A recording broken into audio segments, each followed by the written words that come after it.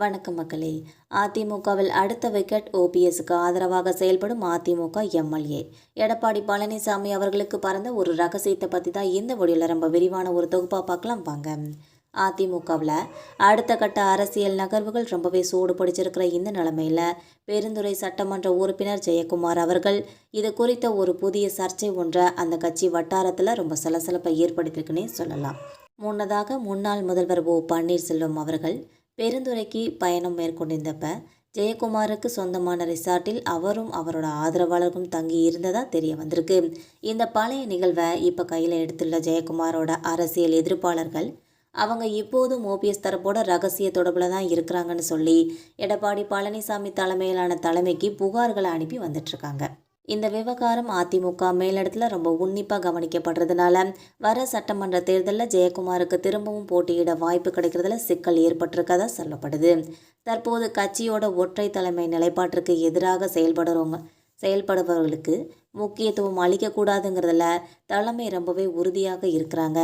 இந்த ரிசார்ட் விவகாரம் அவருக்கு ரொம்ப ஒரு பின்னடைவாக மாறி இருக்குன்னே சொல்லலாம்.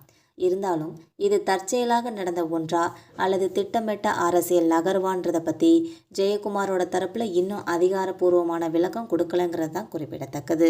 இது ஒரு பக்கம் இருக்க, இன்னொரு பக்கம் ஓபிஎஸ் அவர்கள் அமமுக கூட்டணியில் மறுபடியும் இணைஞ்சிட்டாங்கன்ற இந்த நிலைமையில் நிலைப்பாடை பற்றி கடந்த காலத்தில் கேள்வி எழுப்பினப்ப தை மாதம் முடியும் போது பதிலளித்து வந்துட்டு இருந்தாங்க. இந்த நிலையில் தை முடிஞ்சு மாசி மாதமும் பிறந்துருச்சு. இன்றைக்கி மதுரை விமான நிலையத்தில் வந்த ஓ பன்னீர்செல்வத்துக்கிட்ட செய்தியாளர்கள்லாம் கேள்வி எழுப்பியிருக்காங்க. தை முடிந்து மாசியும் பிறந்துருச்சுன்னு சொல்லி கேள்வி எழுப்பியிருக்காங்க. அதற்கு ஓ பன்னீர்செல்வம் அவர்கள் பொறுமையாக இருங்கன்னு சொல்லி பதிலளிச்சிருக்காங்க. இது மட்டும் இல்லாமல் தேசிய ஜனநாயக கூட்டணி பொதுக்கூட்டத்துக்கு அழைப்பு வந்ததான்னு சொல்லி செய்தியாளர்கள் கேட்ட கேள்விக்கு அப்படியா அப்படின்னு கேட்டதோடு பட்ஜெட் தாக்கல் குறித்தான கேள்விக்கு பட்ஜெட் வந்த பிறகு தான் தெரியும்னு சொல்லி பதிலளிச்சிருக்காங்க.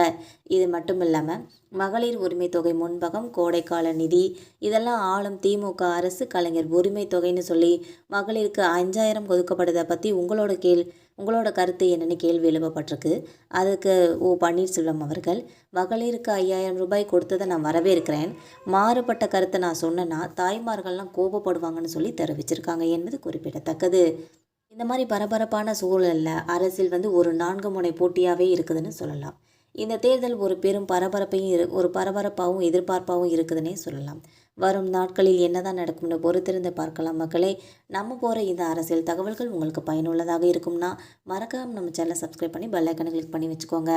அப்போ தான் நம்ம போகிற இந்த மாதிரியான வீடியோக்கள் உங்களை உடனுக்குடன் நோட்டிஃபிகேஷனாக வந்து சேரும். தேங்க்யூ.